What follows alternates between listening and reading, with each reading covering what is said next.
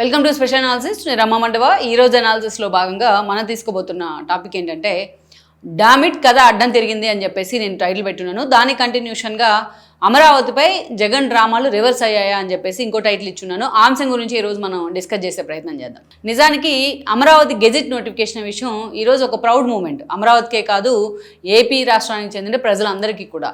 ఇన్ని రోజులకి రాజధాని భవిష్యత్తులో ఎవరు కదల్చలేని విధంగా ఆ స్థాయిలో అమెండ్ చేసి సెక్షన్ 5 అమెండ్ చేసి ఈ రోజున పూర్తి స్థాయిలో గెజిట్ నోటిఫికేషన్ ఇచ్చేందుకు మోడీ అండ్ టీం సిద్ధమవడం కానీ, అదేవిధంగా నిన్న లోక్సభలో నేడు రాజ్యసభలో పూర్తి స్థాయిలో ఆ తీర్మానం ఆమోదించబడటం కానీ, ఇక నెక్స్ట్ ఒకటే మిగిలింది ఏంటంటే మేజర్ ఇన్సిడెంట్, అది రాష్ట్రపతి దగ్గరికి వెళ్ళడం. ఆ తీర్మానం ఆవిడ ఆమోదించిన తర్వాత గెజిట్ నోటిఫికేషన్ రిలీజ్ చేయడం. సో మొత్తానికైతే ఇటు రాష్ట్ర ప్రభుత్వం ఇనిషియేట్ తీసుకున్న తీరు కానీ, అసెంబ్లీని ఫాస్ట్గా ఏర్పాటు చేసి ఒకరోజు అంశం మీద, అమరావతికి సంబంధించిన అంశం మీద తీర్మానం చేయడం కానీ, సో కొన్ని సవరణలు ప్రతిపాదించారు. ఆ సవరణలను అటు కేంద్రం కూడా యాక్సెప్ట్ చేయడం కానీ, సో ఇదంతా చాలా ఫాస్ట్గా జరిగింది.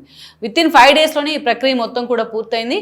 అంటే అమరావతి పునర్నిర్మాణం విషయంలో కావచ్చు, అమరావతి డెవలప్మెంట్ విషయంలో కావచ్చు, అటు కేంద్రం కానీ ఇటు మోడీ కానీ ఎంత చిత్తశుద్ధితో ఉన్నారనేది ఈ ఒక్క ఇష్యూతోనే అందరికీ కూడా అర్థమైంది. దట్టు ఇక్కడ చంద్రబాబు నాయుడు తీసుకున్న ఏ నిర్ణయానికైనా అదే స్థాయిలో ఆయనకి రెడ్ కార్పెట్ వేయడం కానీ, అదే స్థాయిలో ఆయనకి వాళ్ళు స్ట్రాంగ్గా నిలబడుతున్న తీరు కానీ ఇంకోసారి తేటతెల్లమైంది ఈ ఇష్యూ ద్వారా.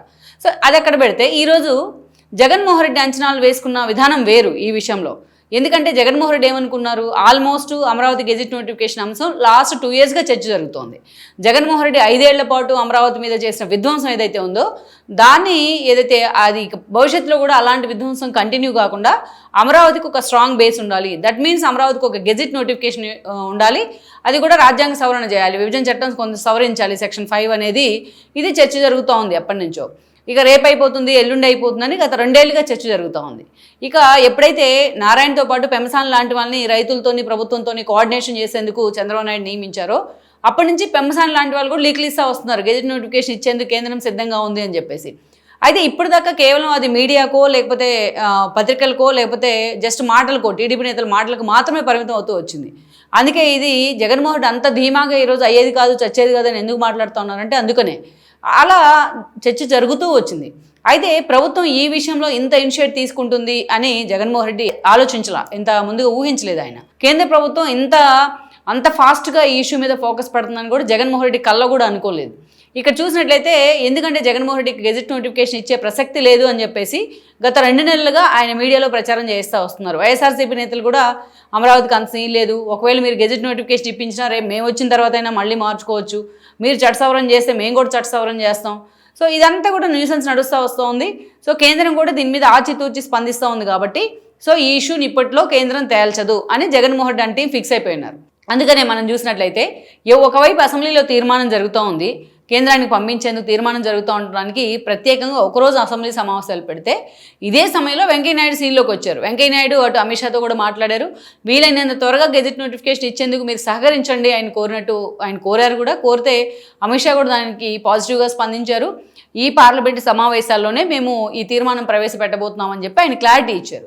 ఈ అంశం తెర మీదకి వచ్చిన తర్వాత కూడా వైఎస్ఆర్సీపీ ఇంకో కొత్త డ్రామాను తీసుకొచ్చింది. చంద్రబాబు నాయుడు మాట మోడీ నమ్మట్లేదు, చంద్రబాబు నాయుడిని అసలు కేంద్రం కన్సిడర్ కింద కూడా తీసుకోవట్లేదు, అసలు ఆయన మాటని వాళ్ళు లక్ష్య పెట్టట్లేదు.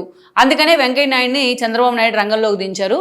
అందుకే వెంకయ్య నాయుడుతో పూర్తి స్థాయిలో అసలు రాజకీయాల నుంచే రిటైర్మెంట్ అయిపోయి పూర్తిగా విశ్రాంతి దశలో ఉన్న వెంకయ్య నాయుడుతో అమిత్ షాతోని మోడీతోని ఎందుకు మాట్లాడిస్తున్నారు చంద్రబాబు నాయుడు అనే చర్చను తీసుకొచ్చింది వైసీపీ. వెంకయ్య నాయుడుతో రాయబారం నడిపిస్తూ ఉన్నారు బీజేపీ నేతల దగ్గరికి అనేసి. కానీ వెంకయ్య నాయుడు గతంలో ప్రత్యేక హోదా అంశం మీద కూడా ఆయన విభజన సమయంలో రాజ్యసభ అభ్యర్థిగా ఉండి ఇంతే ఫైట్ చేస్తూ వచ్చారు. ఆయన ఎప్పుడైతే అటు మోడీ ఉన్న సమయంలోనే, మోడీ ప్రధాని అయిన తర్వాత హోదా ప్లేస్లోని ప్రత్యేక ప్యాకేజీని తీసుకురావడం, దానికి చట్టబద్ధత విషయంలో మోడీ అంటే వెనక్కి వెళ్ళడం, ఆ రోజున చంద్రబాబు నాయుడు డిఫర్ అవడం.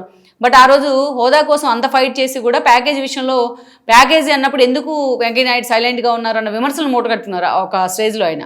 అందుకనే ఈ ఇష్యూ నుంచి అమరావతి రాజధాని అనే అంశం మీద ఆయన ఎప్పుడూ స్ట్రాంగ్గా మాట్లాడుతూ ఉన్నారు. అందుకే తన వంతు కూడా, తన రాజకీయాల నుంచి దూరంగా ఉన్నా తన వంతు పాత్ర కూడా దానిలో ఉంది, విభజన చట్టంలో దాన్ని పర్ఫెక్ట్గా ఏపీకి న్యాయం జరిగే విధంగా దాన్ని మేకోవర్ చేయడంలో అనేది ఎక్స్పోజ్ చేయాలనుకున్నారు. సో తన వంతు పాత్రగా అమిత్ షాతో మాట్లాడే ప్రయత్నం చేశారు, బీయింగ్ ఫ్రమ్ ఏపీ, ఆయన ఏపీకి చెందిన వ్యక్తిగా. దానిలో ఎవరూ తప్పు పట్టాల్సిన అవసరం లేదు. బట్ వైఎస్ఆర్సీపీ దాన్ని కూడా రాజకీయం చేసే ప్రయత్నం చేసింది.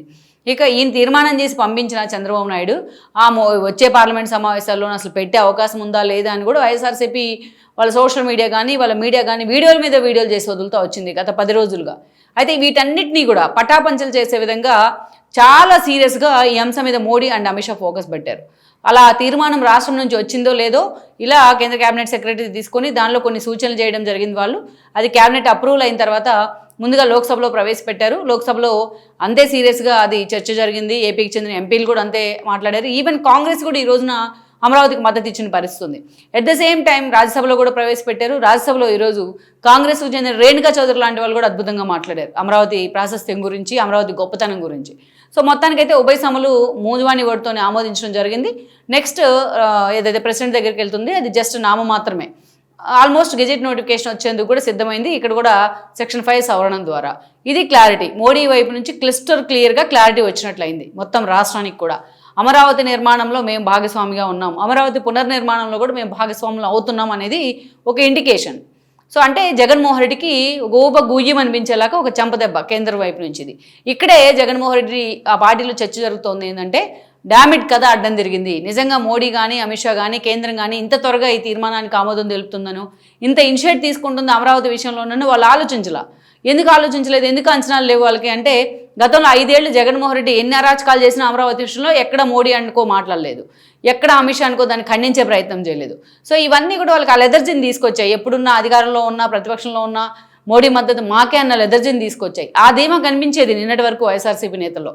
కానీ ఈరోజు ఎప్పుడైతే మోడీ కానీ అమిత్ షా కానీ బీజేపీ పెద్దలు కానీ ఇంత సీరియస్గా దీని మీద ఫోకస్ పెట్టి ఇంత ఫాస్ట్గా ఈ తీర్మానాన్ని ఆమోదింపజేసే ప్రయత్నంలో ఇనిషియేషన్ తీసుకున్నారో అది ఈరోజు జగన్మోహన్ రెడ్డి గొంతులో పచ్చి వెలక్కాయ పడ్డట్టు అయింది. వాళ్ళు అంత ఈజీగా యాక్సెప్ట్ చేయలేకపోతా ఉన్నారు. అందుకే మనం అనుకుంది ఒకటైతే అక్కడ వేరొకటి జరిగింది. అందుకే డామిట్ కదా అడ్డం తిరిగింది, జగన్మోహన్ రెడ్డి ప్లాన్స్ అన్ని రివర్స్ అయినాయని ఈరోజు వైసీపీలోనే చర్చ జరుగుతోంది. మొత్తానికైతే మాత్రం జగన్మోహన్ రెడ్డికి మోడీ ఒక ఊహించిన షాక్ ఇచ్చారు ఈ రూపంలో అని మనం చెప్పుకోవచ్చు.